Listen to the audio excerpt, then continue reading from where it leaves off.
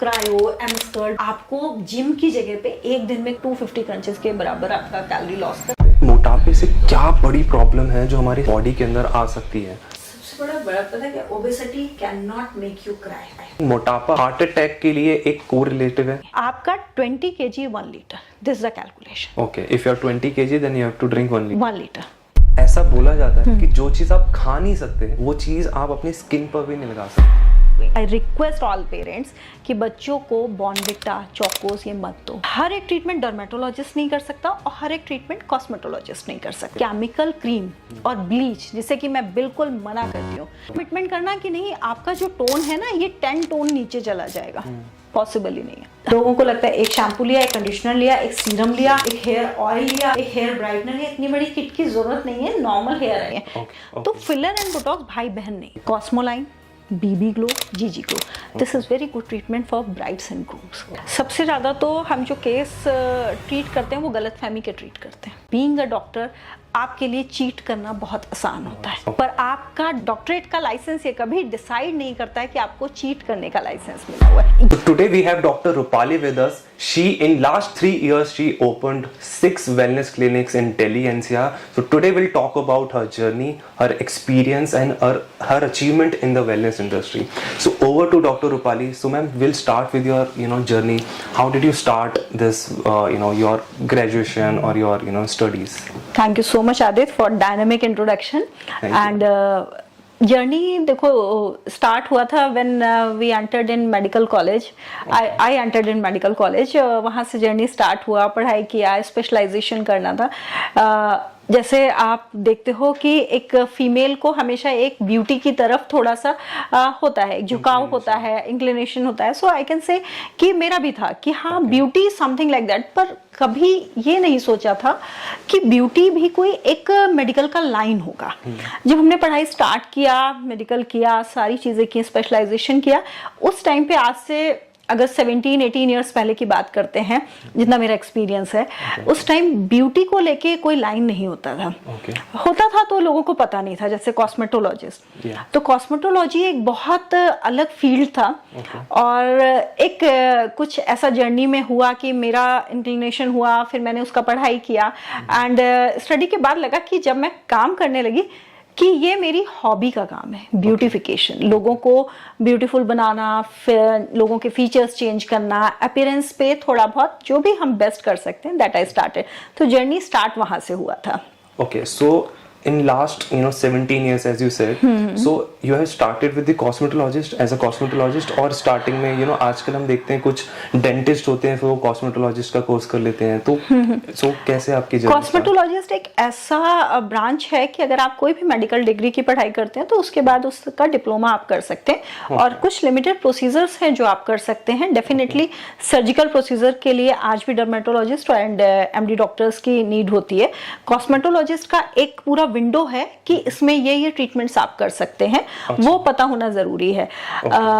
हर एक treatment dermatologist नहीं कर सकता और हर एक ट्रीटमेंट कॉस्मेटोलॉजिस्ट नहीं कर सकता है। दोनों का स्पेशलाइजेशन अलग अलग है। मैम अगर आप हमारे व्यूअर्स को बताना चाहें कि एक कॉस्मेटोलॉजिस्ट और डर्मेटोलॉजिस्ट में क्या डिफरेंस है, मेजॉरिटी और कौन से ट्रीटमेंट, जैसे आपने बोला कौन से ट्रीटमेंट डर्मेटोलॉजिस्ट कर सकता है, कौन से कॉस्मेटोलॉजिस्ट कर सकता है? अब अगर मैं आपसे बोलूं आपकी बॉडी में इचिंग हो रहा है, आपको एसी में बैठ के रेड रैशेस आ रहे हैं, तो आप किसके पास जाएंगे? डर्मेटोलॉजिस्ट। आप डर्मेटोलॉजिस्ट। अगर मैं आपसे बोलती हूँ आपको हेयर फॉल हो रहा है, आपकी आईज के नीचे थोड़े से डार्क सर्कल्स हो गए हैं, तो आप कहाँ जाएंगे? कॉस्मेटोलॉजिस्ट। तो ये डिफरेंस, जहां ब्यूटी इन्वॉल्व हो जाती है वहां पे आप कॉस्मेटोलॉजिस्ट की तरफ, ब्यूटी की नीड होना। पर कहीं पे भी ईचिंग हो रही है, इमरजेंसी है, स्केबीज हो गया है, एक्जिमा हो गया है, बॉडी में बहुत सारी चीजें, सोरियासिस हो गया है, cosmetologist can not treat. For that you need to visit the dermatologist. उनकी डिग्री, उनकी स्टडी ये डिसाइड करती है कि किस तरह के ट्रीटमेंट, बिकॉज वो एक थेरेपेटिक प्रैक्टिस है। Exactly. तो उसके लिए आपको डर्मेटोलॉजिस्ट के पास जाना चाहिए। पर हाँ, कहीं पे क्वेश्चन आता है कि आपकी बॉडी में पिगमेंटेशन हो गया, कॉस्मेटोलॉजिस्ट कैन ट्रीट। ठीक है, आपका हेयर फॉल बहुत ज्यादा हो रहा है, आपको फाइन लाइंस आ गए, डर्मेटोलॉजिस्ट कैन बी वो भी करते हैं। बट हाँ, अगर आपको लगता है कि आप कॉस्मेटोलॉजिस्ट के पास जाके गलती कर रहे हैं तो ये बिल्कुल ऐसा क्वेश्चन नहीं है। उनको पूरा सब बताया जाता है, सारा कुछ पढ़ाया जाता है, सारे डिप्लोमा होते हैं। एंड वैसे भी किसी ने जिसने भी कॉस्मेटोलॉजी की है, एनाटॉमी, फिजियोलॉजी, बाकी और ट्रीटमेंट्स भी और जितने भी सब्जेक्ट्स हैं वो सारे रीड किए होंगे। उसके बाद जो ट्रीटमेंट रिलेटेड चीज़ है वो डर्मेटोलॉजिस्ट ने अलग स्टडी किया है, कॉस्मेटोलॉजिस्ट ने अलग स्टडी किया है। बस अगर हम बात करें कि फीचर्स अगर किसी को चेंज करने हैं, fine lines, wrinkles, jaw line correction, nose corrections, वो सब कॉस्मेटोलॉजिस्ट करते हैं। हाँ। Plastic surgeon is something different. Plastic surgeon beautification के आई कैन या नेक्स्ट लेवल हो गया प्लास्टिक सर्जन। प्लास्टिक सर्जन मतलब आपको बहुत ही कोई मास डिफरेंस अपने अंदर करवाना है, ठीक है। अगर आपको छोटा सा हाइलुरोनिक इंजेक्ट कराना है तो आप कॉस्मेटोलॉजिस्ट को विजिट कर सकते हैं। और अगर आपको लगता है कि नहीं, आपको अपना फीचर से चेंज कराना है, आपको सर्जिकल प्रोसीजर कराना है, जैसे बस्ट सिलिकॉन कराना है, then you have to visit the plastic surgeon. आपको वजाइनल रिकंस्ट्रक्शन पे जाना है, then you have to visit the plastic surgeon. वो कॉस्मेटोलॉजिस्ट नहीं करेंगे। तो किसी भी तरह का गायनेकोमेस्टिया ट्रीट करना, वजाइनल रिकंस्ट्रक्शन करना, एंड अगर हम बस्ट की सिलिकॉन इन करते हैं तो आपको प्लास्टिक सर्जन के पास जाना पड़ेगा। हो गया, राइनोप्लास्टी हो गया, लाइपोसक्शन हो गया। इसके लिए प्लास्टिक सर्जन विद डर्मेटोलॉजिस्ट दोनों से टीम होती है। कभी भी कोई सर्जरी जब प्लान होती है तो बहुत सारी टीम होती है, उसमें अलग अलग तरह के डॉक्टर्स होते हैं जो अपना अपना काम संभालते हैं। देन हम सर्जरी प्लान। जैसे भी आपने इंट्रो में हमने बात करी कि you have opened 6 clinics in last 3 years, I would say, or less than 3 years, 2.5 years. So बहुत सारे सेंटर्स हैं यहाँ, लोगों से एक सेंटर्स नहीं मैनेज हो पा रहा। हाँ. So आप कैसे 6 सेंटर्स को मैनेज कर पा रहे हैं, वो भी अलग अलग एरिया के अंदर? देखो, जब किसी का पैशन होता है ना कि उसको काम करना है, तो मेरा पैशन था कि मुझे ब्यूटिफिकेशन, मैंने बहुत सालों बहुत डिफरेंट ब्रांड्स में, बहुत डिफरेंट तो नहीं बोलूंगी, एक ही ब्रांड में 16 इयर्स निकाले हैं। और उसके बाद जब लगा कि अपना कुछ करना चाहिए तो I have taken guidance from my elders जो कि इस इंडस्ट्री से थे। Then I started my own brand और कुछ फ्रेंचाइजीज मैंने लिए जो फेल हो गए अंडरस्टैंडिंग और सब, उस वजह से वो सारा कुछ छोड़ दो। जिसकी डेस्टिनी होती है, तो मेरी डेस्टिनी में मेरा अपना काम था। वैल्यू वेलनेस को मैंने वहां से किया बिकॉज मैं लेडीज को देखती थी, दे नेवर वैल्यू देमसेल्फ। तो मुझे लगता था नहीं, I have to tell them कि भाई आप अपने आप को भी इंपॉर्टेंस दो। इवन मेल्स को भी मैंने देखा, मेल्स का एक क्राइटेरिया है कि मुझे काम करना है, मुझे पैसे कमाने हैं, घर पे लाके देना, दे नेवर वैल्यू। उनका बाल चला गया, दे नेवर वैल्यू। कहीं ना कहीं ये सारी चीजें जब मैं देखती थी, एक पर्सनैलिटी के कॉन्फिडेंस को हिलाने के लिए काफी होती थी। तो मुझे वहां से लगा वैल्यू योरसेल्फ। आप देखेंगे जहां भी वैल्यू वेलनेस लिखा है उसके नीचे मेरा एक स्लोगन लिखा हुआ है, value yourself. So this is for male, female, transgenders even. मैं बहुत सारे ट्रांसजेंडर्स का भी ट्रीटमेंट करती हूँ एंड आई एम ब्लेस्ड कि मैं उनका ट्रीटमेंट करती हूँ क्योंकि they also value themselves. And I always want to teach everyone, please value yourself, your hair, your skin, your face, everything. तो वैल्यू वेलनेस वहां से आया। अब रही बात कि 2.5 ईयर में आपने कैसे किया। मार्केट में लोगों ने प्यार दिया, एक्सेप्ट किया, बहुत रैशनल प्रैक्टिस की, क्योंकि एक चीज हमेशा मेरे दिमाग में रहती थी, बीइंग अ डॉक्टर आपके लिए चीट करना बहुत आसान होता है। पर आपका डॉक्टरेट का लाइसेंस ये कभी डिसाइड नहीं करता है कि आपको चीट करने का लाइसेंस मिला हुआ है। मैं किसी को वाटर भी दूंगी तो उसको लगेगा कि ये डॉक्टर दे रहे हैं तो इंजेक्शन दे रहे हैं। तो वो एक नियत थी कि एक अच्छा काम करना है, अच्छे लोग। देखो 100% तो भगवान भी किसी को खुश नहीं कर सकता है। तो आई ट्राइड कि at least maximum part of clients को, जितने भी लोग हैं उनको हैप्पीनेस दूं।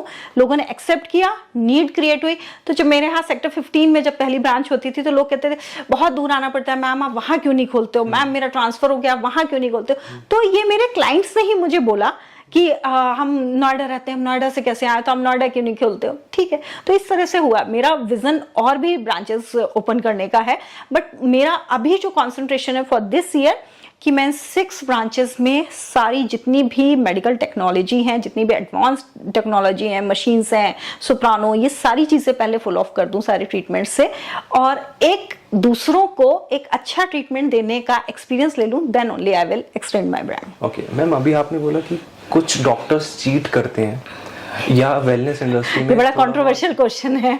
नहीं मैम, कंट्रोवर्शियल है, बट यू नो हमारे यूजर्स जो ट्रीटमेंट ले रहे हैं, जो इतना इन्वेस्ट कर रहे हैं अपनी स्किन के ऊपर, कोई फिलर करा रहा है, कोई फेशियल करा रहा है, कोई हेयर पीआरपी, कोई हेयर ट्रांसप्लांट, तो उस यूजर को समझना पड़ेगा कि उसको ब्यूटिशियन से ट्रीटमेंट नहीं कराना है। मेरी जो ब्यूटिशियन है, मेरी जो असिस्टेंट है, उसे मैंने सिर्फ सिखाया है फेस क्लीन करना। हाँ, okay. अब वो कम पैसों में आपका ट्रीटमेंट कर रही है, ये आपकी गलती है, you are choosing a wrong person. ठीक है, अगर आप कोई डॉक्टर है, आजकल सेल सबसे बड़ा प्रेशर है, सेल प्रेशर कि तो आजकल क्लिनिक्स में इतने हाई एंड क्लिनिक्स बन चुके हैं कि उनको मेंटेन करने के लिए एक चीज की कॉस्ट आपको 10 गुना करनी पड़ रही है, तब आप उसको सेल कर पा रहे हो। सेल करने के लिए अलग फीमेल है, ट्रीटमेंट करने के लिए अलग फीमेल है। जबकि डॉक्टर्स का जो ट्रीटमेंट होता था, कंसल्टेशन भी हम करते थे, ट्रीटमेंट भी हम करते थे उस टाइम पे। हाँ, इनफैक्ट मैं सच बताऊं, आज भी मैं अपने ट्रीटमेंट के टाइम मैं सारा ट्रीटमेंट खुद ही करती हूँ। मैं कभी असिस्टेंस बहुत ज्यादा नहीं लेती हूँ कि पहले आप फेस क्लीन करो। अगर मेरे सामने पेशेंट आता है, मैं कोशिश करती हूँ मैं उसको बहुत ट्रांसपेरेंसी से उस ट्रीटमेंट के बारे में, उससे होने वाले एडवांटेज, डिसएडवांटेज, कितनी सिटिंग जरूरत है और कब कब आपको मुझसे आना है। I always used to share my personal number. I am not unapproachable, मैं बिल्कुल अप्रोचेबल हूँ। आप मुझसे ट्रीटमेंट करा रहे हैं, मेरी ड्यूटी बनती है आपके हर क्वेश्चन का आंसर करने का, आपके व्हाट्सएप पे आपकी क्वेरीज को सॉल्व करने का। तो ये डॉक्टर्स की अगर ऐसा कभी डिसाइड होता तो जो दाई माँ, जो नर्सिंग स्टाफ होता था, वो तो डिलीवरी कर लेता है। तो डॉक्टर रात में, तो आज भी जो अच्छे गायनेकोलॉजिस्ट हैं वो रात में भी नहीं सो पाते हैं, because when you take a responsibility of your patient, that's your responsibility कि आप कैसे उनको ट्रीट कर रहे हो। तो ये सारी चीजें जो हैं, ये आपके ट्रीटमेंट को, तो मैं चीप नहीं बोलूंगी, एक व्हाइट कोट से डॉक्टर नहीं होता है। Exactly. कि लोगों ने व्हाइट कोट, मैं देख रही हूँ सेल्स वाले भी व्हाइट कोट पहन रहे हैं, वो जो लैब असिस्टेंट्स है वो भी व्हाइट कोट पहन रहे हैं। एक छोटी सी 20 साल की लड़की अंदर बैठे पिगमेंटेशन के बारे में बता रही है और वो भी व्हाइट कोट। तो ये तो पेशेंट को पूछना है ना कि आप कौन है। तो उनके लिए मैंने बोला डेफिनेटली जिन्होंने ओथ लिया और जो डॉक्टर हैं और थोड़ा सा भी रैशनल प्रैक्टिस है, वो इस तरह की हरकतें कभी नहीं करेंगे। बट कॉस्ट कटिंग के लिए मार्केट में रॉन्ग प्रैक्टिस हो रही है, मतलब डेफिनेटली हो रही है। ओके, एंड मैम आपके जो ट्रीटमेंट्स हैं जो स्पेसिफिकली आप करते हैं, वो कौन कौन से ट्रीटमेंट्स है, लाइक बोटॉक्स, फिलर, अगर आप बताना चाहें कौन कौन से? देखो, डॉक्टर्स का एक स्टेटस होता है। जो जूनियर डॉक्टर्स हैं वो पील्स वगैरह करते हैं, डर्मा रोलर करते हैं। जो सीनियर डॉक्टर्स हैं वो बोटॉक्स, फिलर करते हैं। पर अगर आप दूसरी लाइन में देखो तो कार्डियोलॉजिस्ट कब सीनियर होता है, कब जूनियर होता है, आप बता सकते हैं? क्या वो सीनियर होगा तो वो बड़ी आर्टरी काटेगा और जब जूनियर होगा तो छोटी? तो it is not like that. Being a cosmetologist, मैं सारे ट्रीटमेंट करती हूँ जो भी हैं। पीआरपी भी करती हूँ, पील्स भी करती हूँ, derma roller, MNRF, cool sculpting, जो ट्रीटमेंट्स अपने उससे करके जिससे मैं रिजल्ट दे पाऊँ, वो सारे ट्रीटमेंट, सारी मशीनरी मेरे हाथ में होती है। सारे जितने भी इंजेक्टेबल्स हैं वो सारे ट्रीटमेंट्स करती हूँ, बोटॉक्स, फिलर करती हूँ। जब कभी जरूरत होता है हम असिस्टेंट्स के लिए दूसरे डॉक्टर्स भी बुलाते हैं, क्योंकि हमेशा आपको हर केस के बारे में पूरी तरह पता नहीं होता। तो कभी इसमें शर्म भी नहीं करना चाहिए कि अगर आप किसी डॉक्टर से असिस्टेंस ले रहे हैं। तो I do with my colleagues also, and मैं अकेले तो करती ही हूँ ट्रीटमेंट्स। बहुत सारे ट्रीटमेंट्स हैं जो मैंने बताया। इंडिया में आजकल सबसे बड़ा ऑब्सेशन हो गया है स्किन ब्राइट करने का, या स्किन हमारी क्लियर होनी चाहिए, लाइक सेलिब्रिटीज, लाइक इन्फ्लुएंसर्स। सो आपके पास सबसे ज्यादा अभी केसेस स्किन ब्राइटनिंग के, स्किन इनहैंस करने के आते हैं, या कौन से केसेस आप सबसे ज्यादा ट्रीट कर रहे हैं सर इस टाइम पे? सबसे ज्यादा तो हम जो केस ट्रीट करते हैं वो गलतफहमी के ट्रीट करते हैं। अच्छा। सबसे ज्यादा केस जो हम ट्रीट करते हैं गलतफहमी, कि आप कैमरा, फिल्टर, एडिट वाली फोटो लाके मेरे सामने रख देते हैं और बोलते हैं अगर डॉक्टर आप में टैलेंट है ना तो ये ऐसा फेस करके दिखाए। सो सॉरी, पॉसिबल ही नहीं है। जितने एडिटिंग आप कर रहे हो, जितने फिल्टर, कैसे हो सकता है? इट्स पॉसिबल ही नहीं है कि किसी के फेस पे एक भी निशान नहीं हो। If you are blessed then definitely it's a good thing. पर हाँ, कंसर्न मैंने आपको बोला, हम सबसे ज्यादा गलतफहमी को ट्रीट कर रहे हैं कि मैम हमारे फेस पे ना एक दाग धब्बा है, इसको सही कर दो। तो मैम भी कभी कभी मूड में होती है तो मैम भी कह देती है हाँ कर देंगे। पर वो डिफरेंशिएट करना बहुत जरूरी है कि भाई ये इस लेवल तक ट्रीट होगा। अगर आप पीआरपी ले रहे हो तो क्या मेरा कलर उस एक्ट्रेस की तरह हो जाएगा, मेरी स्किन वैसी क्लियर हो जाएगी? दूसरा क्वेश्चन होता है, मेरी ना सिस्टर ने लिया था, उसका फेस बहुत क्लियर हो गया। अरे आप जब दोनों पैदा हुए थे तब दोनों आप अलग अलग फेस के थे, तो आप एक डॉक्टर के ऊपर क्यों बोल रहे हो कि दोनों सिस्टर एक जैसे दिखने लगे? It is not possible. आपकी प्रॉब्लम है, आप सन में जा रहे थे, आपकी स्किन डैमेज हो गई है, doctor is responsible to treat that damage. ठीक है, फाइन लाइंस हो गई है, उसको हम सही करेंगे, पील से शाइन कराएंगे। पर ये कमिटमेंट करना कि नहीं आपका जो टोन है ना ये 10 टोन नीचे चला जाएगा, पॉसिबल ही नहीं है, ये पॉसिबल नहीं है। तो, ये you know, there are so many big brands, you know, they hired some influencers and they are throwing content on social media कि, you know, you will get brighter skin, you will get clearer skin, you will get, you know, Korean type of skin. So ये जो products आजकल market में आ रहे हैं और ये बोलते हैं कि हम ऐसा ट्रांसफॉर्मेशन लाएंगे आपकी स्किन पे, is it देखो इन्फ्लुएंसर कौन बनता है, मैं तो देख रही हूँ इन्फ्लुएंसर बहुत ब्यूटीफुल लोग ऑलरेडी जो होते हैं, जो बिल्कुल ब्लेस्ड होते हैं ब्यूटी से, वो इन्फ्लुएंसर बन जाते हैं। तो जो ऑलरेडी बेस्ट है उसको हमने थोड़ा सा भी सही कर दिया, थोड़ा सा सिर्फ हाइड्रेट कर दिया with the help of hydra facial, with the help of PRP, तो उनको ग्लो आ जाता है। ठीक है, मैं ये नहीं कर रही हूँ ट्रीटमेंट्स लेने नहीं चाहिए, पर किसी भी ट्रीटमेंट को लेने के लिए मिसकॉन्सेप्ट मत रखिए कि उन्होंने एक पीआरपी कराया था और अच्छा हो गया। अगर स्किन में ड्राइनेस है तो उसको हाइड्रेट करने के लिए हम पीआरपी करते हैं। उस हाइड्रेशन के लिए जब हम पीआरपी को करते हैं तो वो सिटिंग वाइज सिटिंग एक इम्प्रूवमेंट होता रहता है, बिकॉज वो डलनेस भी आपकी अभी नहीं है। अब एक 17 ईयर ओल्ड गर्ल अगर आती है मेरे पास, वो बास्केटबॉल खेलती है, धूप में खेलती है, पिगमेंटेशन हो गया, क्या वो आके मुझसे राइट रखती है क्वेश्चन का कि मैम आप पीआरपी कर दो या पील्स कर दो और ये पूरा गायब हो जाए? बेटा आपने इतने दिन बास्केटबॉल खेला है तब ब्लैकनेस आई है, तो उसके लिए मुझे थोड़ा तो टाइम दो। तो वो ब्लैकनेस अगर बहुत पुरानी नहीं हुई है, अगर वो पूरा अंदर तक एब्जॉर्ब नहीं हुई है तो ट्रीट किया जा सकता है। पर कुछ लोग कहते हैं हम एक साथ ही कराएंगे, सबसे बड़ा मिसकॉन्सेप्ट कि अभी तो ना मेरी फील्ड की ड्यूटी है, ये खत्म हो जाएगी तो हम एक साथ ट्रीटमेंट कराएंगे। आपको जब प्यास लगती है तभी आप पानी पीते ना, कि पूरा 3-4 महीने का पानी एक साथ पी लेते हैं। तो अभी मेरी स्किन को प्यास लगी है, आप कह रहे हो मेरी फील्ड ड्यूटी खत्म होगी ना, जैसे आई नॉट कोट द नेम, जैसे मेरे पास कुछ टीम्स के एम्पायर आते हैं, हाँ जो क्रिकेट टीम्स के होते हैं, वो कहते हैं हम ना पढ़े लिखे हैं, सब कुछ है, आई एम नॉट सेइंग उनके पास टाइम नहीं है, तो वो अपने टाइम को जस्टिफाई करने के लिए बोलते हैं मैम ये पूरा खत्म हो जाए उसके बाद करा लेंगे। तो फिर आप वाटर भी तभी पी लीजिएगा जब पूरा खत्म हो जाए। आपकी स्किन मांग रही है, हाइड्रेशन मांग रही है, आइए एक सिटिंग लीजिए, चले जाइए आराम से। This people can do. ये ट्रीटमेंट सपोर्टिव है इन चीजों के लिए, वो स्टार्ट कर सकते हैं। ओके मैम, बट ऐसा बोला जाता है कि जो चीज आप खा नहीं सकते वो चीज आप अपनी स्किन पर भी नहीं लगा सकते, ये कितना करेक्ट है ये स्टेटमेंट? ये बहुत हद तक वैसे ठीक है कि जो चीज़ आप खा नहीं सकते हो, जैसे मेरा हमेशा लोगों को कहना होता है कि हंसते भी हैं मेरे क्लाइंट्स, मैं कहती हूँ आप वाटरमेलन खा रहे हो, लास्ट के 2 पीस छोड़ देना, मैश करना हो फेस पे लगा लेना। अच्छा, आप बेरीज, हाँ मैं हमेशा से बेरीज खा रहे हो, पूरी बेरीज खा लेना, लास्ट की अपने हाथ से क्रश करना और उसको फेस पे लगा लेना, बिकॉज आप वो खा सकते हो, आप वो लगा सकते हो। आप कॉफी पीते हो, आप कर्ड खाते हो, आप कॉफी और कर्ड का मिक्सचर बनाओ, आप फेस पे लगाओ, आपका फेस टाइट होगा एंटी एजिंग की तरह। डेफिनेटली आप जहर खा भी नहीं सकते हो, लगा भी नहीं सकते हो। थोड़े से इसेंशियल स्टेरॉइड आप खा भी सकते हो, और जब आपको कोई इन्फेक्शन हो गया, कोई चीज हो गई है, तो आप उसको फेस पे लगा भी सकते हो। सो दैट्स ट्रुथ, किसी हद तक है कि हाँ हम वो लगा भी सकते हैं। अब अगर बी कॉम्प्लेक्स की बात करूं तो बी कॉम्प्लेक्स उस फॉर्म में ना आप खा नहीं सकते हो, पर उस फॉर्म में ले सकते हो बॉडी में, पर वो बी कॉम्प्लेक्स जो कंटेंट से बना है वो आप खा सकते हैं। तो अगर आप डेप्थ में जाएंगे तो ये एक बहुत सही सेंटेंस है कि जो चीज आप खा नहीं सकते उसे लगा नहीं सकते। Exactly. मैम गूगल पे ना हमारे बहुत सारे व्यूअर्स का हमारे पास कमेंट्स भी आते हैं और आपके पास भी बहुत सारी क्वेरीज आती होंगी। गूगल पे सबसे ज्यादा सर्च्ड टॉपिक है होम रेमेडीज या हाउ टू ब्राइट और how to clear my skin और how to enhance my skin, how to glow my skin. So ये क्या स्किन वाइटनिंग पॉसिबल है इंडियन स्किन के ऊपर?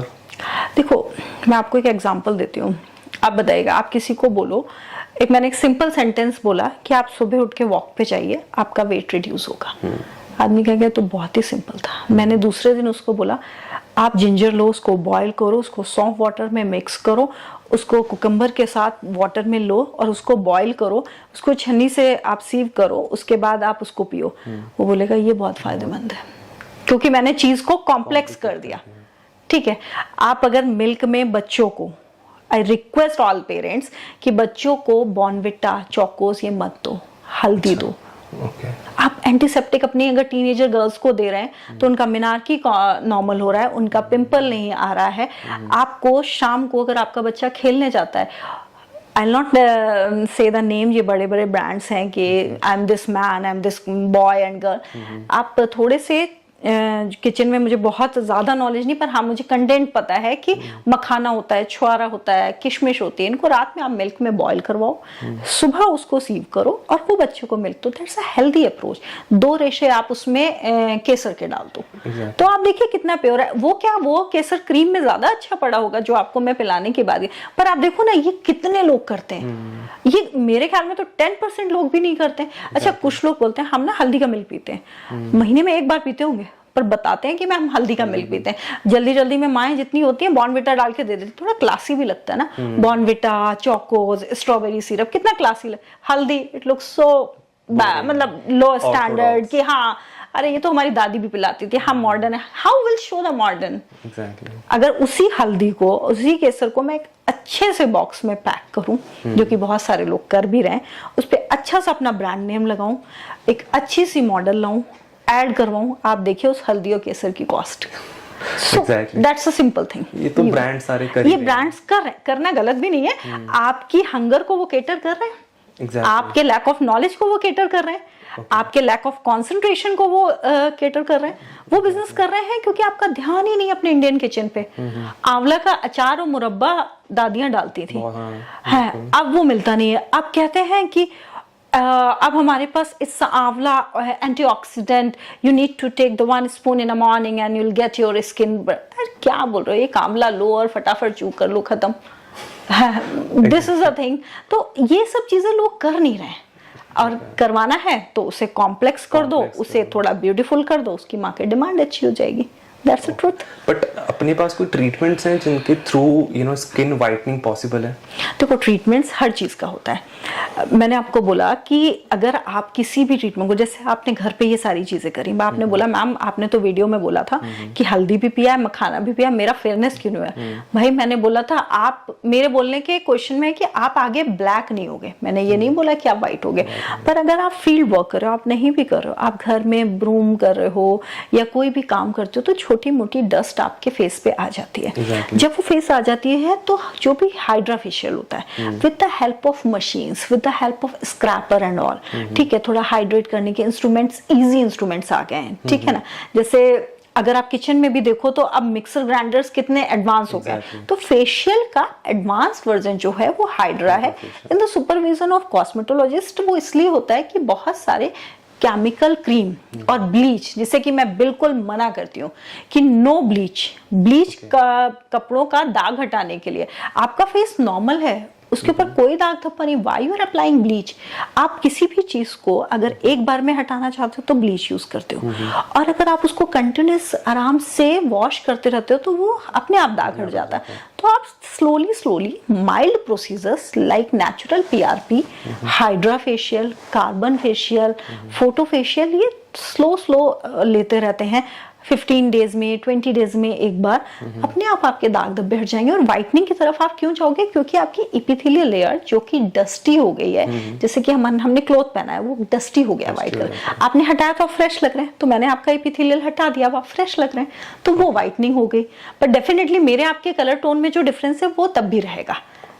ऐसा नहीं हो सकता है कि मैं आपका कलर टोन अचीव कर लूं with the help of these treatments. मतलब hydra facial, face PRP, IV drips, इनके through we can expect some your original colour. ऐसा नहीं होता कि बहुत ही ज्यादा डिफरेंस आ जाता है, शेड्स में आपका जो इंटरनल कलर है, जो क्लोथिंग के अंदर है, उस कलर तक आप 100% आराम से आ सकते हैं। हाँ, ग्लूटाथियोन की हेल्प से, जो कि एंटीऑक्सीडेंट है, आपके कलर इंप्रूवमेंट करेगा। पील्स है, आपका उद्वर्धन है, आयुर्वेदिक ट्रीटमेंट्स भी है। We have 2 lines of treatment, one is Ayurvedic treatment, one is cosmetic treatments. तो अगर आप, लेकिन आपकी शादी है, आपने बोला कि नहीं मैम मुझे तो कुछ ब्राइटनेस चाहिए और लॉन्ग टाइम के लिए ब्राइटनेस चाहिए, फेशियल कराते हैं, मेकअप लगाते हैं, मेकअप लगाने के बाद हाइड्रा, जितना भी हाइड्रेशन होता है वो कम हो जाता है। तो जैसे ही मैंने शादी के बाद मेकअप हटाया, मेरी स्किन दोबारा से ड्राई हो गया, मुझे तो शादी के टाइम पे ग्लो। तो इस तरह के BB glow, GG glow and Cosmelan treatments हैं जो कि 1 month 2 month के लिए दिए जाते हैं। एक सेटिंग होती है, सिंगल सेटिंग, 1 to 2 month के लिए आप थोड़े ब्राइट दिखते हो, जो आपका नेचुरल कलर है उससे ज्यादा दिखते हो। तो जो अफोर्ड कर सकते हैं वो फेस और नेक का लेते हैं, जो अफोर्ड और ज्यादा अफोर्ड कर सकते हैं वो फुल बॉडी भी लेते हैं। Full body Cosmelan BB glow, GG glow. This is very good treatment for brides and grooms. Okay ma'am, अभी आपने ब्राइड्स की बात करी, सो एक ब्राइडल जो एक अपनी उसकी वेडिंग होने वाली है आज से 3-4 मंथ्स में, सो वो कौन कौन से ट्रीटमेंट्स हमारे पास अवेलेबल हैं? अगर हम हेड टू टो की बात करें, सपोज किसी के हेयर फॉल हो रहा है, कोई भी ब्राइड के या ग्रूम के कोई हेयर फॉल हो रहा है या उनको थोड़ी सी बॉल्डनेस है, सो हमारे पास कौन कौन से ट्रीटमेंट्स अवेलेबल हैं जो हम उन्हें ऑफर कर सकते हैं? देखिए, अगर ग्रूम है और उसका हेयर फॉल हो रहा है, ब्राइड है, तो definitely PRP with the help of मीजोस्कैल्प.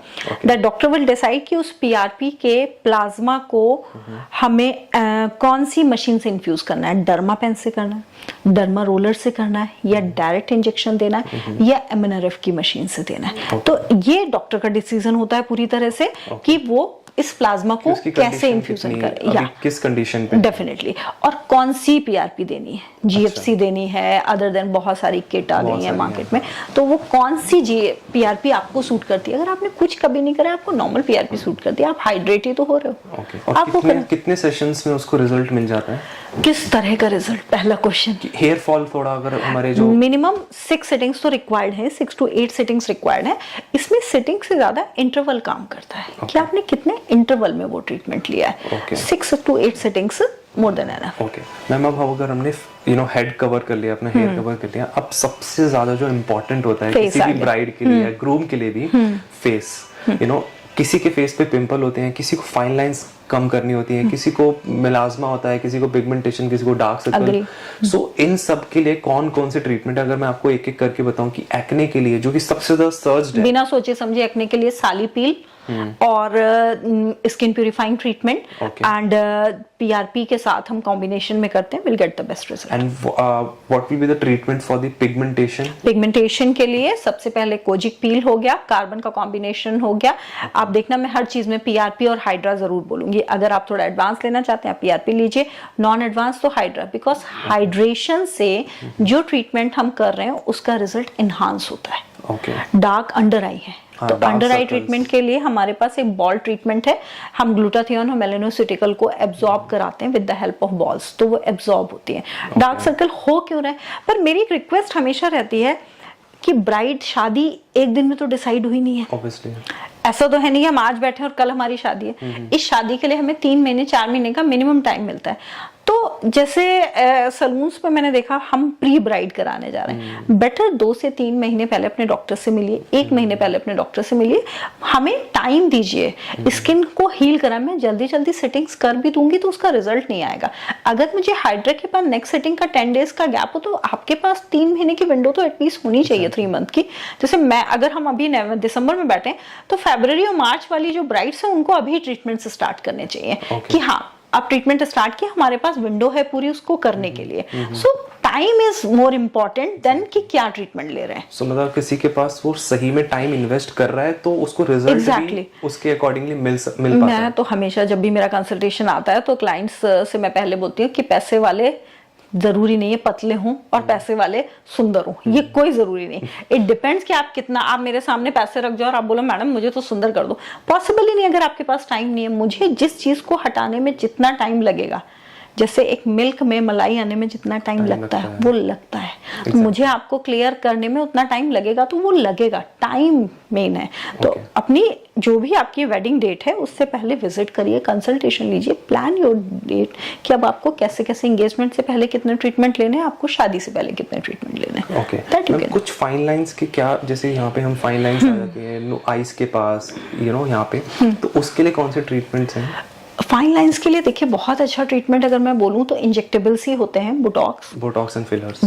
Filler filling हो गया, बोटॉक्स लाइंस के लिए हो गया. अगर नेजोलेबियल लाइंस मुझे खत्म करनी है तो मैं फिलर को यहाँ दूंगी जिससे कि वो लिफ्ट करेगा. अगर यहाँ की लाइंस है तो मैं बोटॉक्स को दूंगी जिससे वो स्किन को रिलैक्स करेगा और ये लाइंस होंगी. ये जो लाइंस आ रही हैं आपकी, ये बोटॉक्स से ठीक होंगी, ये फिलर से नहीं होंगी. तो फिलर एंड बोटॉक्स भाई बहन नहीं है.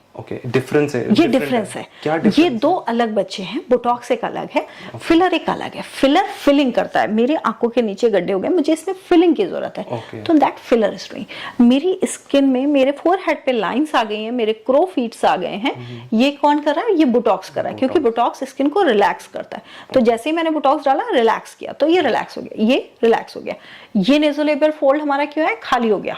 Filling filler. तो इसको फिल कर दिया। चिन छोटी है, फिलर दिया, चिन हल्का सा लंबा हो गया। नोज छोटा है, फिलर दिया, नोज हल्का सा लंबा हो गया।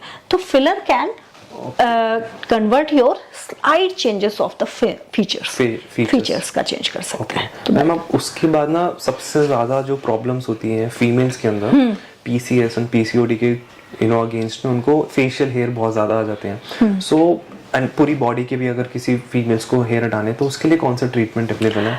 देखिए, पीसीओडी में सबसे पहले बहुत सारे ट्रीटमेंट्स होते हैं, जो बहुत सारे मतलब सिम्टम्स आते हैं। ओबेसिटी सबसे बड़ा सिम्टम है, उसको भी हम ट्रीट करते हैं। हेयर जो एबनॉर्मल हेयर ग्रोथ है, तो आपको अपना टेस्टोस्टेरोन भी चेक कराना है, गायनी से अपना पूरा प्रिस्क्रिप्शन लाना है, मुझसे या किसी भी डॉक्टर से आप कंसल्ट करो एंड अपना लेजर प्लान करो। उस पीसीओडी का लेजर करने के लिए कुछ इंटरवल्स होते हैं, जो कि लेजर में please I request all my patient कि आप मशीनें मत डिसाइड करो, हमें डिसाइड करने दो कि आपका केस क्या है। आपका टेस्टोस्टेरोन हाई है इसलिए आपको एबनॉर्मल हेयर ग्रोथ आ रही है, आपको पीसीओडी या पीसीओएस हुआ है। पीसीओ अगर मैं सच बोलूं, जो लोग ट्रीट कर रहे हैं लेजर को, उनसे मैं आज की डेट में पीसीओडी और पीसीओएस का फुल फॉर्म पूछ लूंगी ना, उसमें भी वो कंफ्यूज हो जाएंगे कि सिंड्रोम क्या है और डिजीज क्या है। ठीक है, तो वो उसमें भी कंफ्यूज, और वो लेजर डिसाइड करते हैं। सबसे बड़ा लकुना वेलनेस का यही है, कोई भी ट्रीटमेंट डिसाइड कर रहा है, तो काउंसलर ही फोन पे डिसाइड कर देते हैं आपको ये लेना है। पेशेंट डिसाइड कर लेता है, मुझे टिटानियम से 8 सिटिंग चाहिए, कितने में दोगे? अरे ये सबसे लास्ट क्वेश्चन होना चाहिए, कितने में दोगे? मैम मुझे डॉक्टर से मिलना है, आप मुझे बताइए। वो डॉक्टर देखेगी ग्रोथ, वो डिसाइड करेगी कि यार मैं इसका टेस्टोस्टेरोन चेक कराऊं कि मैं इसका पॉलीसिस्टिक ओवेरियन डिजीज चेक करूं, क्या मैं इसके गायनी से बात कर सकती हूँ? तो हम गायनी से बात करते हैं, फिर गायनी के साथ केस डिस्कस करते हैं, तब हम स्टार्ट करते हैं। मतलब आप कह रहे हो कि जो पहले जमाने में डॉक्टर प्रॉब्लम पूछता था फिर ट्रीट करता था, आजकल रिवर्स इंजीनियरिंग, जमाना चेंज हो जाएगा, डिजीजेस थोड़ी ना चेंज होंगी, प्रैक्टिस थोड़ी ना चेंज, कितना भी जमाना चेंज हो जाए, आज भी सर्जरी काट के ही होती है। कितना भी जमाना हो जाए, आप लैप्रोस्कोपी से करा रहे हो तो भी आपको स्टिचेस तो आ ही रहे। तो history is very important, and मैं तो अपने केस में हिस्ट्री जरूर पूछती हूँ। जैसे बाल्डनेस वाले केस आते हैं तो I always used to ask कि आपके फादर की क्या पैटर्न ऑफ बाल्डनेस था, because pattern of baldness decide करता है। आप किसी को मैं बोलूँ कि आपको हम पीआरपी देंगे और आपके पूरे हेयर आ जाएंगे, बट उसका फॉलिकल यहाँ पे कॉर्नर्स पे बिल्कुल डेड हो चुका है और उसका फैमिली हिस्ट्री भी ऐसा ही है, तो कैसे कमिट कर रहे हो आप? So that's a wrong thing।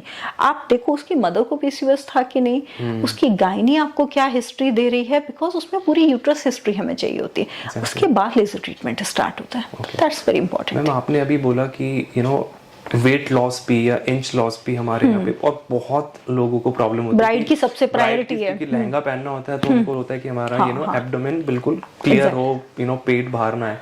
सो उसके लिए हमारे पास कौन कौन से ट्रीटमेंट्स अवेलेबल है? क्योंकि मैं सबसे पहले एडवाइस ब्राइड्स को करती हूँ कि जॉब मत छोड़ो, बी इंडिपेंडेंट। क्योंकि देखो, अगर कोई भी लड़की जॉब कर रही है, वो कॉलर है, तो बेचारी वो 9 to 10 आवर्स एक सीट पे बैठी है। अब आप उससे एक्सपेक्ट करो कि उसके टमी में फोल्ड नहीं हो। फिर जो बहुत हाई प्रोफाइल पे लेडीज हैं, बहुत अच्छा काम कर रहे हैं, तो उनकी सिटिंग जॉब बहुत लंबी। हम डॉक्टर्स की सिटिंग बहुत है, ठीक है, कंसंट्रेशन कर रहे हैं, 8-8, 9-9 घंटे क्लिनिक में लग जा रहा है, तो नहीं समझ आ रहा है। तो जो बल्जेस आए हैं, सबसे पहले डिसाइड करो कि इसके लिए आपको अलग से टाइम निकालने की जरूरत नहीं। आप वीकेंड पे 1-2 घंटे निकालिए और वीकडेज में 2 घंटे निकालिए। आप नहीं डेली जिम जा पर हो। मैंने अपने लास्ट वीडियो में भी बोला था कि अगर आपका मेन जो पर्पस है वो ये है कि आपको फिट रहना है और अपनी हेल्थ का ध्यान रखना। कैसे करना है, दैट इज सेकेंडरी थिंग। पतले होना है, ठीक है, आपको अच्छा दिखना है, ठीक है, तो उसके लिए आइए ना, आराम से कराओ। अगर आपके पास टाइम नहीं, आप मुझे हफ्ते में 2 घंटे दो। आपका जितना भी एक्स्ट्रा फैट है वो with the help of machine and massage किया जाएगा। बिकॉज बहुत टाइम आप पानी नहीं पीते तो आपका स्वेलन हो जाता है पूरा बॉडी, क्योंकि सोडियम, जैसे मैं एक छोटा सा एग्जांपल देती हूँ, आप करके देखना। आप एक बोल में शुगर लो और सॉल्ट लो और उसमें थोड़ा वाटर डालो। आप देखना शुगर भी थोड़ा ज्यादा लगने लगेगा और सॉल्ट भी ज्यादा, क्योंकि आपने कम पानी डाला। हमारी बॉडी में सेम, अगर हम शुगर और सॉल्ट की कोई भी डाइट ले रहे हैं और वाटर कम ले रहे हैं तो हम स्वेलन हो गए। उसको फ्लश करने के लिए हम ज्यादा पानी पिएंगे। एंड बहुत अच्छी कैलकुलेशन है, एक क्वेश्चन आता है, आपने मुझसे नहीं पूछा, मैं बताती हूँ, कितना पानी पीना चाहिए। लोगों ने इतना पानी पिया कि अपनी किडनी को एक्स्ट्रा काम दे दिया, किडनी फेल हो गई है।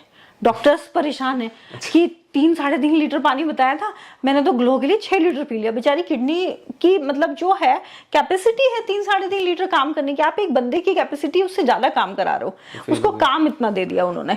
तो आपका 20 kg 1 litre, this is the calculation. Okay, if you are 20 kg, then you have to drink 1 liter. 1 litre. Okay. तो आप कैलकुलेट करो अपना वाटर इनटेक और उतना पानी पीजिए। अगर आप 80 kg के हैं तो आपको 4 लीटर बस पीना है। अब उसको आप 6 लीटर कैसे पतले हो जाओगे? बाकी तो काम आपकी डाइट करेगी, एक्टिविटीज करेंगे। और सबसे ज्यादा जो प्रॉब्लम होती है वो होता है आप एक दिन में ओबेसिटी का ट्रीटमेंट कराना चाहते हो। मैं अगेन वही चीज बोल रही हूँ, those are going for the marriage in February and March, उनको अभी से अपना ट्रीटमेंट स्टार्ट करना चाहिए। ट्रीटमेंट स्टार्ट आपके पास, देखो आप जिम नहीं जा पाओगे, ये एक बट नेचुरल है। जिम जाके आप वेट ट्रेनिंग कर रहे हो फिर कार्ब खा रहे हो तो वो रॉन्ग प्रैक्टिस होगी। आप अपना फाइबरस डाइट खाइए, हेल्दी डाइट कराइए, छोटी मोटी मसाजेस कराइए।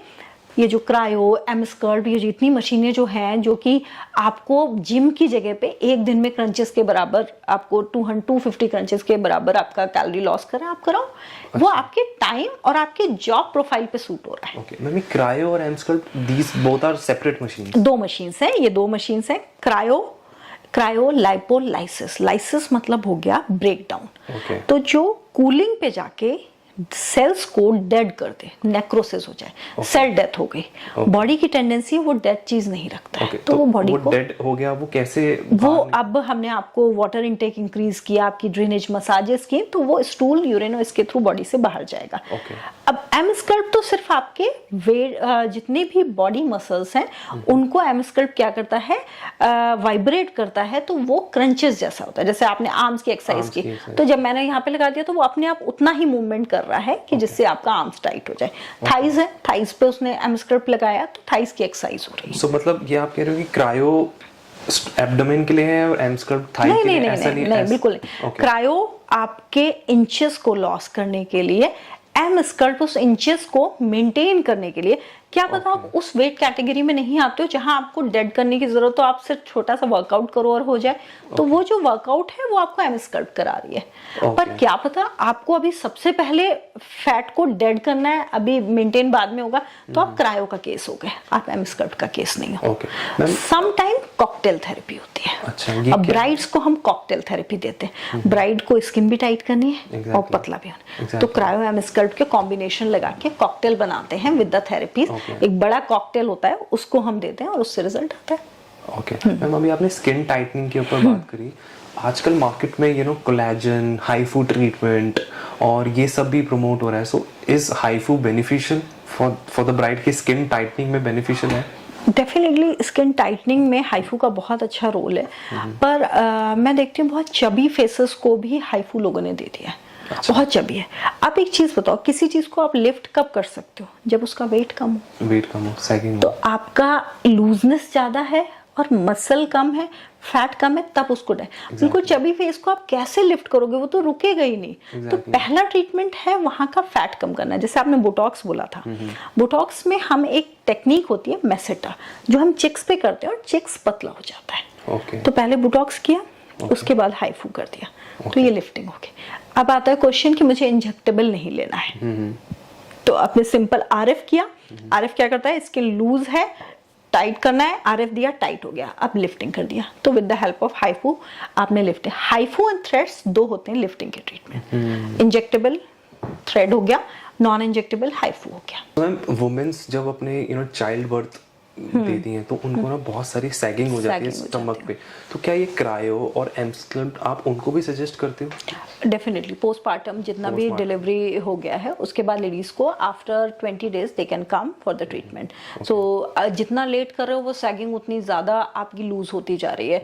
अभी नया नया है तो नए नए में क्या होता है, आपका भी जोश अच्छा होता है तो आप रेगुलरिटी भी ज्यादा कर लेते हो और ट्रीटमेंट्स आपको जल्दी हेल्प करते हैं, because sagging day by day बढ़ती जाती है। तो मोटापे से क्या बड़ी प्रॉब्लम है जो हमारी बॉडी के अंदर आ सकती है? सबसे बड़ा पता है क्या, obesity can not make you cry. आप कार्डियोलॉजिस्ट के पास जाते हो, वो कहता है वेट कम करो। आप डिलीवरी के लिए जाते हो और गायनेकोलॉजिस्ट के पास, वो कहती है वेट कम करो।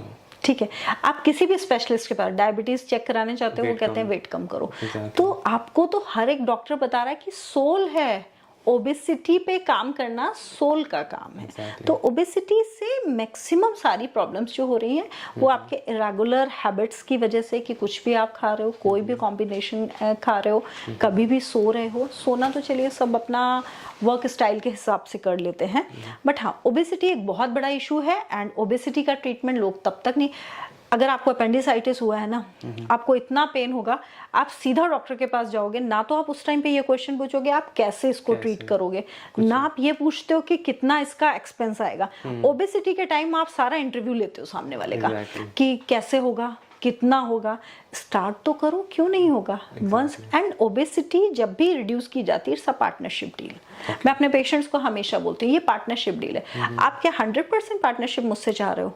तो नहीं, सॉरी, 70% अगर आप मुझसे सपोर्ट चाह रहे हो आई कैन डू। 30% आपको अपनी डाइट चेंजेस, स्लाइट एक्सरसाइजेस और स्लाइट वॉक करनी पड़ेगी, उसका ट्रीटमेंट अलग होगा। अगर मेरी और आपकी पार्टनरशिप 50-50 की है तो 50% आपको अपनी मदद करनी पड़ेगी और 50% मुझे आपकी मदद करनी पड़ेगी, तब होगा।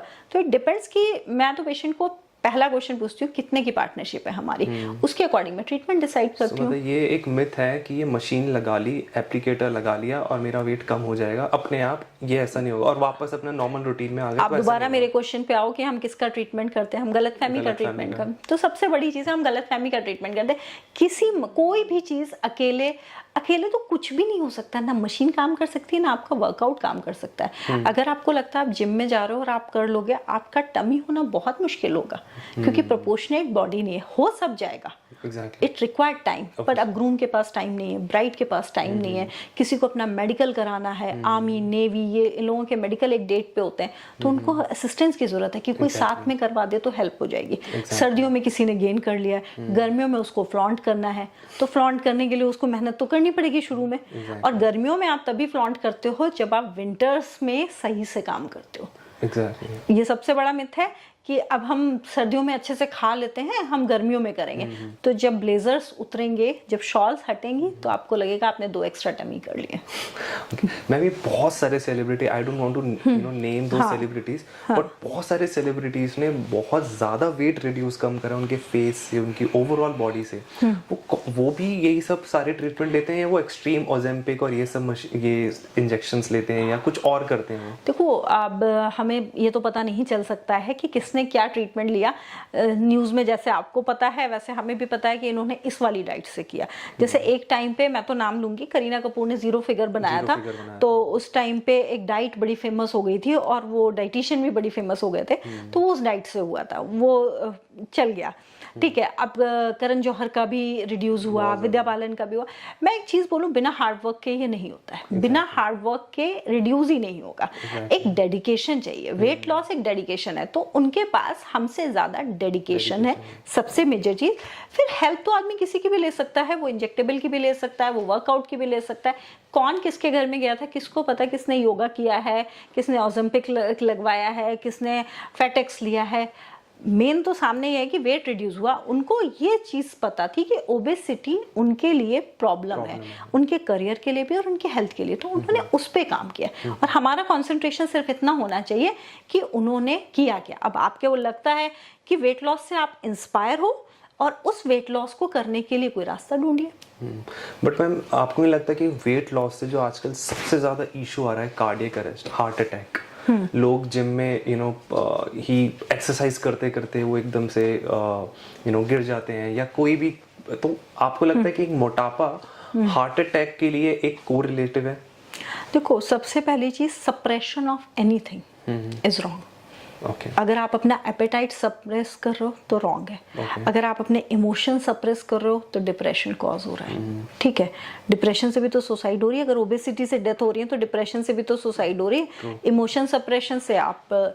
तो ओबेसिटी का वजह से कार्डियक अरेस्ट नहीं हो रहा है। ये जो तरह तरह की नई नई चीजें लोग ट्राई कर रहे हैं, अब जैसे इंटरमिटेंट फास्टिंग को बिल्कुल नया बना दिया गया, जबकि देखा जाए तो एक किसान कई सालों से इंटरमिटेंट फास्टिंग ही कर रहा था, लेकिन अब उसको क्लास ही कर दिया गया इंटरमिटेंट फास्टिंग। तो वेट लॉस की वजह से नहीं होता है। वेट लॉस कैसे किया जा रहा है, मैंने कई लोग देखे हैं जो ये बोलते हैं कि हम मलमल के कपड़े को जूस में डिप करते हैं और जैसे हमें चक्कर आता है हम वो ऐसे करके चूस लेते हैं तो हमारा ग्लूकोज हाई हो जाता है और हमें चक्कर आना बंद हो, तो इससे हमारा फिगर मेंटेन रहता है। तो आप सोचो ये प्रैक्टिस कितनी सही है। Exactly. और ये ऐसा नहीं है कि ये मेरे ही कुछ क्लाइंट्स हैं जिन्होंने मुझे बताया, इंडस्ट्री में भी हो रहा है, मेरे क्लाइंट्स ने बताया जो मतलब मॉडल्स हैं, स्ट्रगलिंग मॉडल्स हैं, इन्फ्लुएंसर्स हैं, they are doing this thing, but this is the wrong practice. आपको वेट लॉस करना, आप एक सही, आप जिम में जा रहे हो, तरह तरह के इंजेक्शंस लगा रहे हो, ग्रोथ हार्मोन लगा रहे हो, पता नहीं क्या क्या लगाते हैं मसल को करने के लिए, फैट बर्नर, तो दिस आप जा रहे हो, जब आप मेहनत कर रहे हो तो बिलीव योर मेहनत एंड आप वेट करो, उसको रिजल्ट को आने में थोड़ा सा टाइम लगेगा, दैट्स द मेन थिंग। तो उस वजह से कार्डियक अरेस्ट नहीं हो रहा है, cardiac arrest wrong practice of weight loss की वजह से हो रहा है। जो हम इंजेक्शंस, सप्लीमेंट्स और ये सब जो अब आईवी ड्रिप्स हैं, बहुत सारी आईवी ड्रिप्स हैं जो वेट लॉस करा रही हैं, पर डिपेंड करता है आप ओबेसिटी की किस स्टेज पे हो, ठीक है, उसमें भी फिजिशियन का होना चाहिए। जैसे हमने अब एक थी हमारे यहाँ मैडम, उन्होंने बोला हमको वेट लॉस की ड्रिप लगा दो, मैंने सिंपल बोला आपने फिजिशियन से लिखवा ला, ये हम लगवा देंगे आपको ड्रिप, क्यों फिजिशियन, अब आप अकेले कॉल लेते हैं कि हम वेट लॉस की, ओबेसिटी इमरजेंसी नहीं है, बट अगर उसकी वजह से कोई इमरजेंसी बॉडी में क्रिएट हो रही है कि आपका लिवर सही से काम नहीं कर रहा, आपको बहुत ज्यादा कार्डियक प्रॉब्लम हो रही है, आपका बीपी, तो ये इमरजेंसी है, देन मे बी लाइपोसक्शन के लिए भी आपको जाना पड़े, तो उस कंडीशन में लाइपोसक्शन भी सही है। बट अगर आपको वेट लॉस करना पड़ रहा है और आपकी अदर प्रॉब्लम ज्यादा हैं और आपको तुरंत वेट लॉस करना है, तो आप आईवी ड्रिप भी लगा रहे हैं, तो उस टाइम पे वो भी सही है। पर पहला सही ये है, change your diet, work on your diet, ठीक है। पर अब कहते हैं हमने तो डाइट ही चेंज किया, आप ओबेसिटी के किस स्टेज पे बैठे हो, आप डाइट चेंज करने से कुछ नहीं होगा। Now you need a supported treatments, to take a supported treatment. Diet तो करनी डाइट तो वो ओम का वो मंत्र है जो आपको हर पूजा में पढ़ना ही है, सीधी सी बात है। तो डाइट तो करनी है, चाहे आप लाइपोसक्शन कराओ, चाहे बैराटिक कराओ, चाहे आप कोई भी ड्रिप ले लो, आपको करना ही है। तो डाइट को आप प्लीज रिप्लेस मत करो कि मैं तो कई सालों से डाइट कर रहा हूँ, तो मेंटेन है ना, डाइट कर रहे हैं। Exactly. So मैम अभी हमने बात करी कि वेट लॉस एक बहुत बड़ी प्रॉब्लम है और जो कि सबसे बड़ी प्रॉब्लम है, बट उससे भी बड़ी प्रॉब्लम है जो कि एक ह्यूमन की या एक मेल की या फीमेल की फीचर्स को डिफाइन करते हैं, which is here. So winters में एक ह्यूमन क्या ऐसी मिस्टेक करता है जिससे उसका हेयर फॉल होना ज्यादा स्टार्ट हो जाता है, और हार्ड वाटर उससे क्या हेयर फॉल होता है? ये 100% सही है कि हार्ड वाटर से हेयर फॉल होता है। कई नियर बाय एरियाज हैं, नोएडा, छतरपुर, इन जगहों का जो पानी है बहुत ड्राई है, लोगों ने सॉफ्टनर्स लगवाए हुए हैं, पर प्रॉब्लम ये होती है उस सॉफ्टनर से जो एसेंशियल बैक्टीरिया हैं वो भी डेड हो जाते हैं, ठीक है। एंड आप कह रहे हैं कि हमने ऐसा हेयर में क्या लगाया हुआ है, कोई भी स्टिकी चीज लाइक अ सीरम, जेल, कोई भी चीज आपने बालों में लगाई है, तो आपने डस्ट को अट्रैक्ट किया है, वो डस्ट स्टिक हुई है, उस डस्ट ने स्टिक होकर इन्फेक्शन कॉज किया है, उससे आपका हेयर फॉल हो रहा है। बट ये तो मार्केट में बोला जाता है कि सीरम लगाओ आपका हेयर फॉल बंद हो जाएगा, हेयर ग्रोथ हो जाएगी। मैं भी अपना सीरम का ब्रांड शुरू करूंगी और मैं बोलूंगी कि आप सीरम खरीदिए मुझसे और उससे सही होगा। देखो ये सब चीजें अच्छी हैं, अगर आप पार्टी में जा रहे हो, रात में जा रहे हो, डस्ट नहीं, आपने 15-20 मिनट्स के लिए जेल लगा लिया, सीरम लगा, अब आप मार्केटिंग के जॉब के लिए जा रहे हैं और डस्ट में जा रहे हैं, आप हेलमेट पहनने जा रहे हैं जिसमें कि ऑलरेडी स्वेटिंग से इन्फेक्शन है, उसमें आप सीरम लगा के जा रहे हैं, तो ये कहाँ तक सही है? तो बिल्कुल गलत प्रैक्टिस हो गई ना। मतलब अगर आप कभी अपने क्वेश्चन को देखोगे, अपने आप से क्वेश्चन पूछो whether you are doing right और रॉन्ग, तो एक बार देखो कोई भी चीज स्टिकी चीज फेस पे, स्टिकी चीज हेयर पे हमेशा प्रॉब्लम क्रिएट करेगी। तो अवॉइड करिए स्टिकी चीज। जब आप बाहर जाओ, आप बोलोगे मैं तो ना बस नीचे उतर के गाड़ी में बैठ जाता हूँ, वो है ना 5 मिनट का स्पैन, उसमें मिट्टी आ रही है ना, उसमें अट्रैक्ट कर लिया। सो कोई भी सीरम्स और हार्ड वाटर से बचें। और ऐसी क्या चीज़, जैसे बोला जाता है कि विंटर्स में गर्म पानी से आप जब नहाते हो तो आपका स्कैल्प ड्राई होता है और उससे डैंड्रफ इंक्रीज होता है। गर्म पानी जब आपके हेयर पे पड़ता है तो आपकी हेयर की एक क्यूटिकल होती है, वो ओपन हो जाती है, ठीक है। गर्म पानी पड़ा, जैसे कोई बॉक्स आपने देखा खुलता नहीं तो उसे हम गर्म पानी में डालते हैं, क्यों? ओपन हो जाता है, ओपन हो जाता है। तो हमारा जो हेयर का लेयरिंग है ऊपर वाली, गर्म पानी डाला वो ओपन हो गया, ओपन हो गया तो वो वीक हो गया, इसलिए हेयर फॉल शुरू हो गया। इसलिए वार्म वाटर मना करते हैं, स्कैल्प के लिए नहीं मना करते हैं, क्यूटिकल ओपन हो जाता है इस वजह से ओपन मना करते हैं। सो मतलब ये कुछ चीज़ों का अगर हम ध्यान रखें, हाँ, जिस वजह से एक नॉर्मल टेम्परेचर के वाटर से वॉश कीजिए, एक नॉर्मल शैम्पू से वॉश कीजिए जो कि बहुत स्टिकी ना हो। कंडीशनर टिल द टाइम जब तक केमिकल नहीं है आपके बालों में, कंडीशनर की जरूरत नहीं है। Don't apply unnecessary conditioner, shampoo is enough for your hair. लोगों को लगता है एक शैम्पू लिया, एक कंडीशनर लिया, एक सीरम लिया, एक हेयर ऑयल लिया, एक हेयर ब्राइटनर लिया, इतनी बड़ी किट की जरूरत नहीं है, नॉर्मल हेयर है। अगर आपने रिबॉन्डिंग करा लिया, आपने स्मूथनिंग करा लिया है, लोग क्वेश्चन पूछते हैं हमने केराटिन कराया है, तो आपने केराटिन में क्या कराया था? जो वार्म वाटर से आपके क्यूटिकल ओपन हो गए तो उनको आपने बंद करा दिया, बस सिंपल सी चीज़ है।